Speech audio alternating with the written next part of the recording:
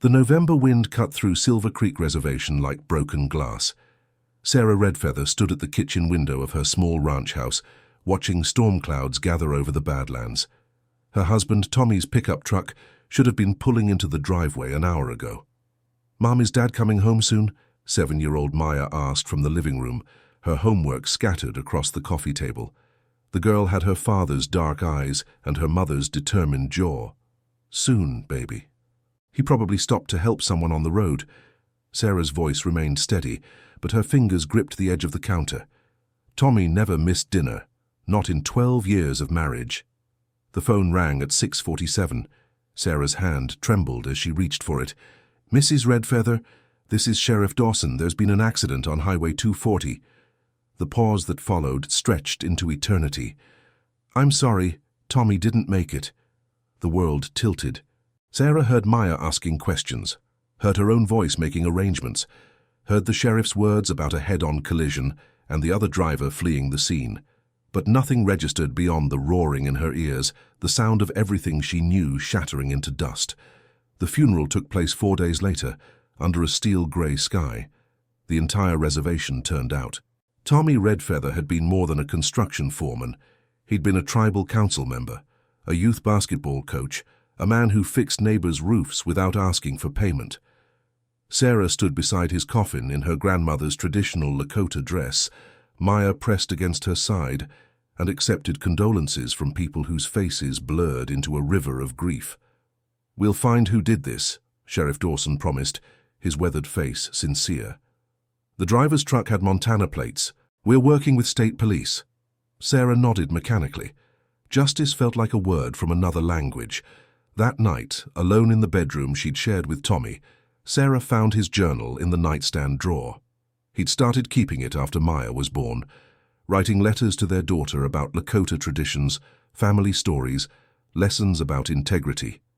The last entry, dated the day he died, read, "Taught Maya how to start a fire with flint today. She's got strong hands like her mother. Reminded me that we're not just teaching her survival skills, we're teaching her who she is. That's the greatest gift we can give." Sarah pressed the journal to her chest and wept until no tears remained. The investigation stalled within 2 weeks. The hit-and-run driver had vanished. Sheriff Dawson visited Sarah's house with apologies and empty reassurances. "These cases are tough without witnesses. The truck was probably stolen. We're doing everything we can." Sarah watched him drive away and understood with crystalline clarity. No one was coming to save her. No one would bring Tommy justice. If she wanted answers, if she wanted the man who destroyed her family to face consequences, she would have to find them herself. "I promise you," she whispered to the photograph of Tommy on the mantel, her voice hard as flint. "I promise I'll find him, and he'll answer for what he took from us." Maya appeared in the doorway, clutching her favorite stuffed horse.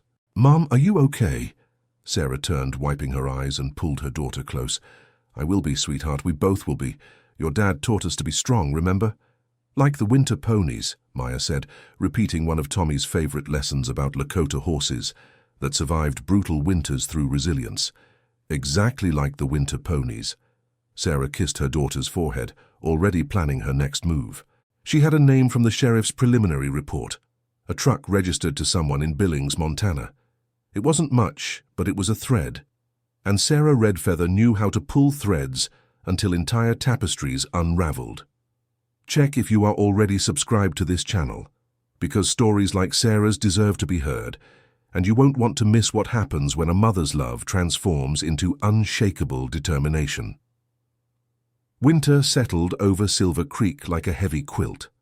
Sarah threw herself into her work as a medical records administrator at the reservation clinic, maintaining the facade of normalcy for Maya's sake. But every evening after her daughter fell asleep, Sarah sat at Tommy's old computer, teaching herself to navigate databases she had no business accessing. Tommy's construction crew foreman, Marcus Littlebird, visited on a Saturday morning. He stood on Sarah's porch holding a box of Tommy's tools, his expression troubled. "Found something you should see," Marcus said quietly, glancing toward the living room where Maya watched cartoons. Tommy kept notes about a project in Billings last summer. There was friction with the site supervisor, guy named Dale Hutchins. Tommy documented some safety violations Hutchins wanted to hide. Sarah took the worn notebook Marcus handed her. Tommy's neat handwriting detailed dates, incidents, and threats. The final entry, written 3 weeks before his death, read, "Hutchins called today, said I should forget what I saw or things might get complicated for my family. Told him I'd already reported everything to OSHA." He hung up. The truck that hit Tommy, Sarah's voice caught. "Registered to a construction company in Billings, I checked. Same company Hutchins works for." Marcus's jaw tightened. "Sheriff says it's not enough for a warrant, but I thought you should know."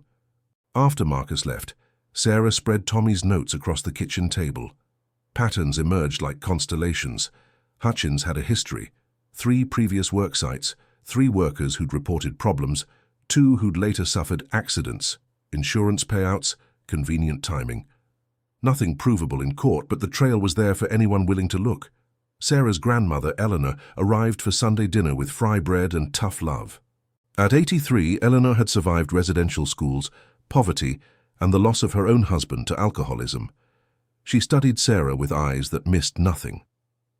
"You've got that look," Eleanor said in Lakota, her native tongue, "the same look your great-grandmother had when she rode to Pine Ridge to confront the men who cheated our family out of land. I'm just trying to understand what happened to Tommy." "No, Takoja, you're planning something. I know the difference."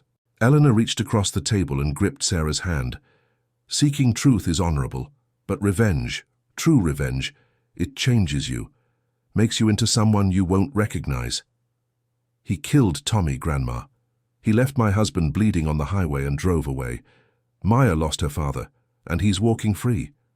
So you'll sacrifice yourself to punish him. Who raises Maya while you chase ghosts?" Eleanor's voice softened.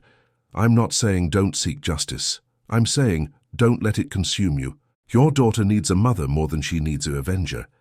The words haunted Sarah through the following week as she discovered more about Dale Hutchins, 46 years old, divorced, history of DUIs, deep gambling debts, and a pattern of silencing problems with intimidation. She found him on social media, a hard-faced man with cruel eyes and a Confederate flag bumper sticker on his truck. The truck. Sarah stared at the photo. It matched the description from the accident report. Same make, model, year. Same dent on the passenger side that witnesses had described. Her phone buzzed with a text from the Tribal Victim Advocacy Office. "Support group Thursday 7 p.m. Other families who've lost loved ones to violence. Might help to talk." Sarah deleted it. Talking wouldn't bring Tommy back. Talking wouldn't put Hutchins behind bars. But Maya's teacher called that afternoon with concerns. "She's withdrawn in class, doesn't play with other children. Yesterday she told me she sees her dad in dreams and he's sad because she's forgetting his voice." That night, Sarah held Maya while her daughter sobbed.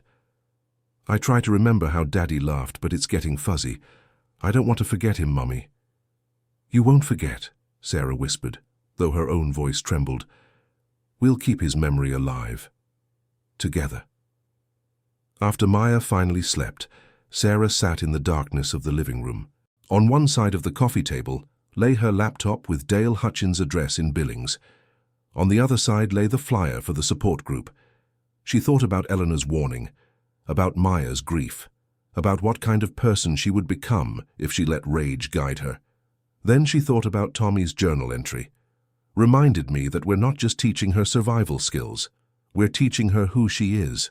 What was she teaching Maya right now? That mothers abandon their children to chase revenge? Or that some injustices demanded confrontation, even at personal cost? Sarah picked up her phone and called Marcus Littlebird. "I need your help," she said, "and I need you to understand that I'm not backing down, not until Hutchins faces what he did. But I also need to do this the right way, the way Tommy would want. Can you help me figure out what that means?" Marcus was quiet for a long moment. Then, "I'll be there in 20 minutes, and Sarah, Tommy would be proud you asked." February brought a cold snap that froze the Missouri River solid. Sarah sat in Marcus's truck outside the Rapid City Library, watching her breath fog the windows. They'd spent 6 weeks gathering evidence, Phone records, witness statements, financial documents showing Hutchins's debts ballooning just before Tommy's death. Insurance investigator I know looked into it, Marcus said, reviewing his notes. Hutchins filed a stolen vehicle report the day after Tommy died. Claims his truck was taken from a bar parking lot in Billings. Convenient timing. The bar have security footage? Deleted after 30 days, but Marcus pulled out another folder. I found the bartender. Woman named Rita Chen. She remembers Hutchins that night. Said he wasn't drunk, wasn't upset about any stolen truck, just played pool until closing and drove off in the same truck he came in. Sarah's pulse quickened. She'd testify? She's scared. Hutchins came back 2 weeks later, asked if anyone had been asking questions about him. Rita said no, but it shook her. Marcus met Sarah's eyes. We're getting close to something real, but we need law enforcement to take this seriously. The door to systemic change felt like pushing against a mountain.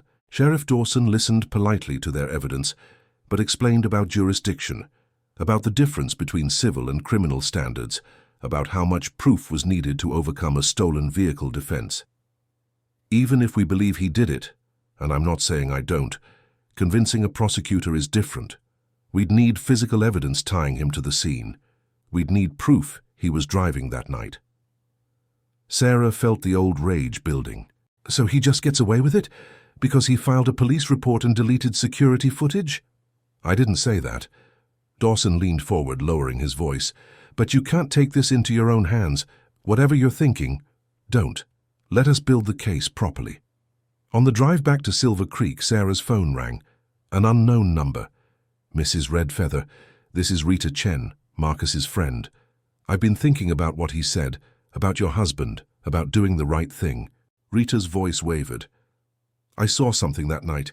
Hutchins's truck had damage to the front end when he came into the bar. Fresh damage. Paint transfer that looked dark blue.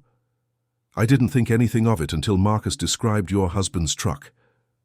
Sarah's hand gripped the phone so tightly it hurt. Tommy's truck had been dark blue. I'll testify, Rita continued, if you can promise police will protect me. I have a kid, too. I understand why this matters. After the call, Sarah pulled over at a scenic overlook. Below them, the frozen Badlands stretched endlessly, ancient and indifferent to human suffering.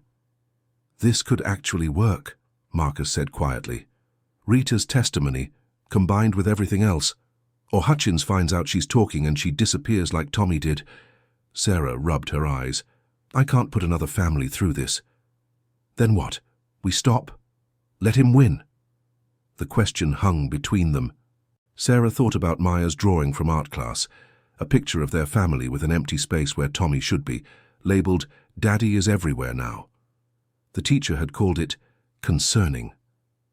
What was she fighting for? Justice for Tommy? Or revenge for herself? And what was the difference? We go to the FBI, Sarah decided. Federal authorities, pattern of violence across state lines, that's their jurisdiction. We give them everything and let them decide if it's enough. Marcus nodded slowly. That'll take time. Investigations, grand juries. I know, but maybe that's the point. Maybe justice isn't supposed to be quick. Maybe it's supposed to be thorough. Sarah started the truck. Tommy used to say that our ancestors survived because they thought 7 generations ahead. I need to think about what world I'm leaving for Maya, not just what I need today. If Sarah's choice right now moved you, if you're feeling what she's feeling in this impossible moment, leave a comment saying, justice over revenge. Let me know you're here. Let me know these stories matter to you. Spring arrived with muddy roads and the return of meadowlarks. FBI Special Agent Jennifer Ortiz arrived at Sarah's house on a Tuesday morning, accompanied by Sheriff Dawson. Agent Ortiz had sharp eyes and a no-nonsense manner that Sarah immediately respected. We've reviewed your documentation, Ortiz said, spreading files across Sarah's kitchen table. Dale Hutchins is someone we've been watching. Multiple work sites, multiple incidents, but he's been careful. Your husband's case, combined with Rita Chen's testimony and the physical evidence, gives us probable cause. What happens now? Sarah asked. We build an airtight case, forensic analysis of the vehicles, deep dive into Hutchins's finances, interview everyone who worked with him. If he threatened your husband, If he deliberately caused that accident, we'll prove it. Ortiz met Sarah's gaze. But I need you to step back. No contact with Hutchins, no independent investigation. Can you do that? Sarah thought about the loaded shotgun she'd hidden in her bedroom closet, the one she'd been cleaning late at night, imagining confronting Hutchins in a dark parking lot, the fantasies that had sustained her through the worst of her grief. I can do that, she said finally, for Maya. And for yourself, Ortiz added. Your daughter needs you whole, not broken by revenge. The investigation consumed 4 months. Sarah returned to the support group she'd initially rejected, sitting in a circle of other families shattered by violence. A Crow woman named Janet, who'd lost her son to a drunk driver. A white rancher named Robert, whose wife had been killed in a domestic dispute. An Oglala Lakota couple, whose teenage daughter had vanished and never been found. Their shared grief created unexpected solidarity. Janet understood the fury that woke Sarah at 3 a.m. Robert recognized the guilt of surviving when a loved one didn't. The Oglala couple taught her that sometimes healing meant living with unanswered questions. The system failed us, the husband, William, said during one session. We'll never know who took our daughter, but we had a choice. Let that destroy us, or honor her by becoming stronger. We chose strength. Maya started therapy with a tribal counselor who specialized in childhood grief. Slowly, painfully, Sarah's daughter began to process her father's death. She drew pictures that included both sadness and happy memories. She talked about her fear that loving her dad's memory meant betraying him by moving forward. Dr. Whitehorse says it's okay to be happy again, Maya told Sarah one evening. Daddy wouldn't want us to be sad forever.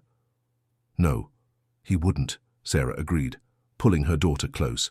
He'd want us to live fully, to honor him by being the best versions of ourselves. In July, Agent Ortiz called. We're bringing charges: vehicular manslaughter, leaving the scene of an accident, witness tampering. The forensic evidence is solid: paint transfer from Tommy's truck on Hutchins's vehicle, timeline proving he couldn't have reported it stolen before the accident. Rita's testimony corroborates everything. Sarah sat down hard. After 8 months, it felt surreal. Will he go to trial? His lawyer's already talking plea deal, 20 years minimum. He'll be 70 before he's eligible for parole. Ortiz paused. I know this doesn't bring Tommy back, but it's justice, Sarah. Real, legal, binding justice. The plea hearing took place on a sweltering August morning in federal court. Sarah sat in the gallery with Marcus, her grandmother Eleanor, and Maya, who'd insisted on coming, saying she needed to see the man who took her father. Dale Hutchins looked smaller than his photos suggested. Handcuffed, orange jumpsuit, eyes downcast as the judge read the charges. When asked if he understood he was pleading guilty to killing Thomas Redfeather, Hutchins's voice barely rose above a whisper. Yes, Your Honor. Sarah waited to feel triumph, satisfaction, the vindication she'd craved for 9 months. Instead, she felt only hollow exhaustion. Hutchins would spend decades in prison, but Tommy was still gone. Maya would still grow up without her father. The scales would never truly balance. But then Maya reached for her hand and squeezed tight, and Sarah understood. This wasn't about balancing scales. It was about teaching her daughter that justice, however imperfect, was worth fighting for. That holding institutions accountable mattered. That women like them, Lakota women, indigenous women, women the system too often ignored, could demand and receive justice. After the hearing, Agent Ortiz approached. You did good work, Sarah. The documentation you gathered, the witnesses you found, without that foundation, we couldn't have built this case. I almost threw it all away, Sarah admitted. Almost decided to handle it myself. But you didn't. That takes more strength than revenge ever could. Ortiz shook her hand firmly. Your husband would be proud. Outside the courthouse, Eleanor pulled Sarah aside. You remember what I said about revenge changing you? I remember. You proved me wrong, Takoja. You found justice without losing yourself. That's the warrior's path, knowing when to fight and when to heal. Your ancestors are smiling. Autumn painted the reservation in shades of gold and crimson. Sarah stood at Tommy's grave on what would have been their 13th wedding anniversary, placing a bouquet of wild prairie roses on the headstone. "I did it," she told him. "He's in prison. Maya's doing better. We're surviving." She paused, feeling the familiar ache in her chest. "But God, Tommy, I miss you, every single day." Maya approached, carrying her own flowers. At 8 years old, she was growing into a thoughtful child who asked hard questions about life and death and fairness. "Mom, is it wrong that I'm not as sad anymore?" Sarah pulled her daughter close. "No, baby. That's called healing. Daddy wouldn't want you to be sad forever." "Doctor, Whitehorse says grief doesn't go away, it just changes. Like how the seasons change, but the earth stays the same underneath. Dr. Whitehorse is very wise." They stood together in the cooling afternoon, watching clouds drift across the endless Dakota sky. Sarah thought about the journey that had brought them here, from that devastating phone call to the courtroom to this moment of quiet remembrance. She'd survived. They'd both survived. The support group continued meeting twice monthly. Sarah had become its unofficial leader, helping new members navigate their grief while managing the practical challenges of seeking justice. She'd connected 3 other families with Agent Ortiz's team, expanding investigations into hate crimes and violence against Indigenous people. "You found your calling," Janet observed after one meeting. "Turning your pain into purpose." "I don't know about that. I'm just doing what needs to be done." "That's exactly what a leader says." Janet smiled. "You're giving people hope, Sarah. In a system that often fails us, you're proof that sometimes, not always, but sometimes, justice wins." The tribal council approached Sarah in November about joining a new victims advocacy initiative. They wanted to create a bridge between reservation law enforcement and federal authorities, ensuring violent crimes didn't fall through jurisdictional cracks. "We need someone who understands both grief and the legal system," Council Chair Raymond Blackhorse explained. "Someone the community trusts. We think that's you." Sarah hesitated. Taking the position meant confronting violence and loss every day, reliving her own trauma through others' stories. But it also meant ensuring no other family suffered alone the way she almost had. "Can I think about it?" "Of course." "But Sarah," Raymond's expression grew serious, "you've already been doing this work informally. We're just asking you to make it official, with resources, authority, and support."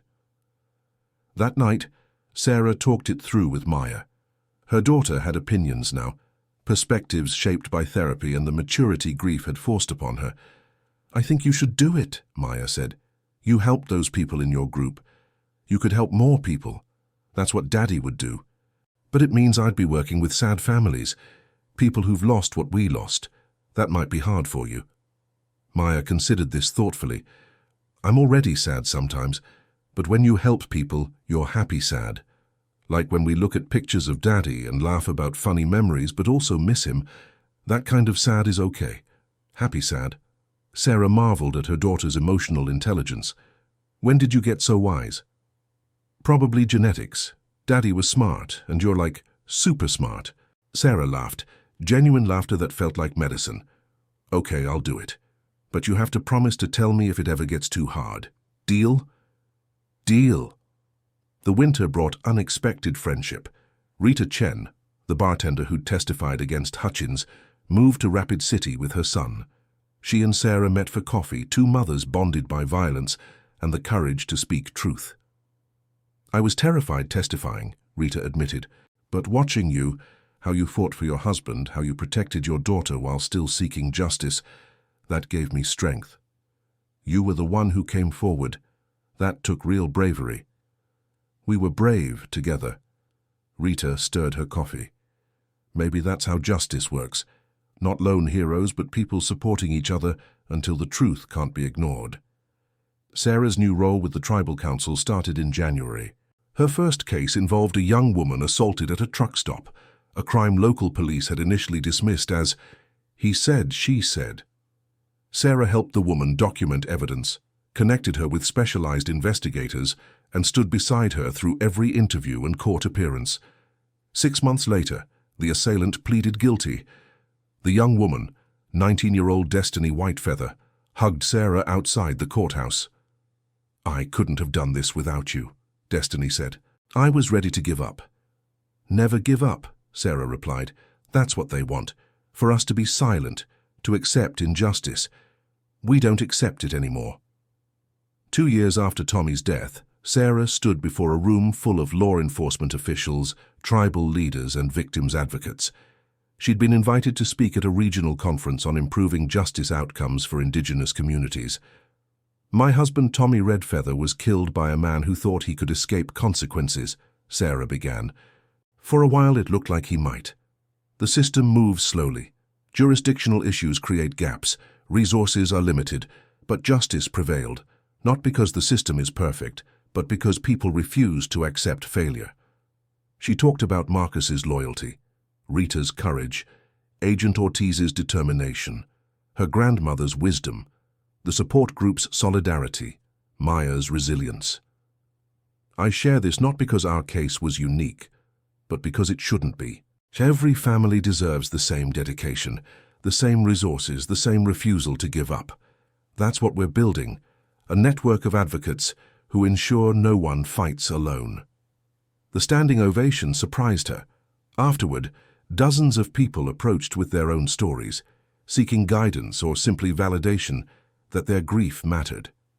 One woman stood out, a Crow elder named Beatrice, who'd lost her son to a cold case murder 15 years earlier.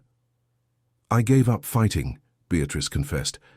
The trail went cold, police moved on, and I thought justice was impossible. But hearing you tonight, you've reminded me that it's never too late to seek truth. Sarah took Beatrice's hands. Then let's find it together. That's what we do now. We find truth together. Maya, now 10, had developed into a confident young woman who spoke openly about her father's death and its impact. She'd started a school project collecting oral histories from elders about Lakota resilience traditions. Everyone always asks about the sad stuff, Maya explained to Sarah. But I want to know how our ancestors stayed strong, how they survived bad things and still created beauty and joy. That's the most important question, Sarah agreed. Survival isn't just enduring, it's choosing to live fully despite pain. On the 3rd anniversary of Tommy's death, Sarah and Maya organized a community memorial for all victims of violence. Over 300 people gathered at the tribal community center. They shared stories, supported each other, and lit candles honoring loved ones lost. Marcus spoke about Tommy's generosity.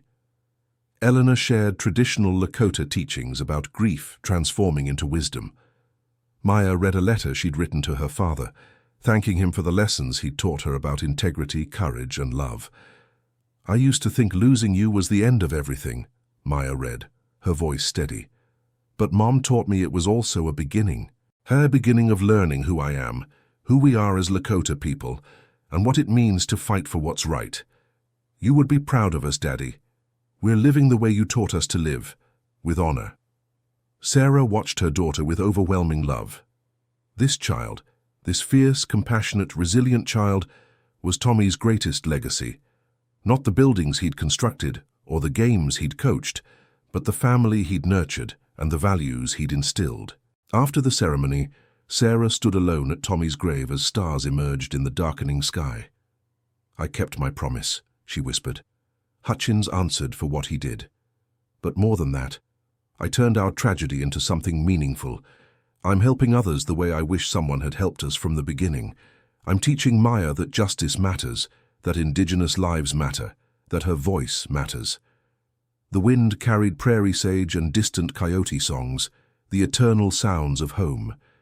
I still miss you every day. I still reach for you in the darkness and find only empty space. But Tommy, Sarah's voice broke, then strengthened. I'm not just surviving anymore. I'm living, fully, purposefully in your honor, and I hope that would make you happy. A shooting star streaked across the western horizon. Sarah smiled through her tears. Yeah, I thought so. If you watched this far, it's because Sarah's journey meant something to you, because you understand that some stories need to be told, witnessed, remembered. Leave a comment saying, I watched this far, so I can get to know you and know who really likes the stories on this channel. And if Sarah's transformation moved you, hit that like button. Share this with someone who needs to see that justice, real justice, is worth fighting for. Subscribe so you never miss stories of resilience, courage, and the unbreakable human spirit. These are the stories that matter. These are the voices that deserve to be heard. Thank you for being here. Thank you for witnessing. Until the next story, stay strong, stay compassionate, and never stop fighting for what's right.